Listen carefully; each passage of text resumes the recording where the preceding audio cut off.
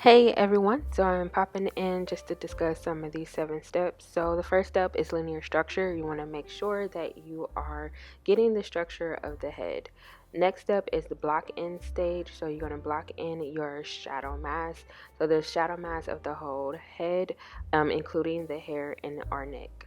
Next step is plug in your highlights. So, typically there's a hierarchy of highlights, but for this step, just plug in your highlights everywhere. Next is local color of your shadow mask. So I'm just plugging in my local color of my shadow mask. And the next step is plug in a local color of your skin tone for your light mask and also shadow mask, and also start to add in other colors.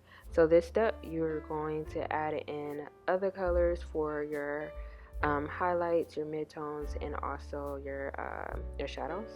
And then the last step is for the final product, which is Light Logic Principles, distribution of value color, as well as your maintaining your local value for hair, skin, and everything else. Thank you guys.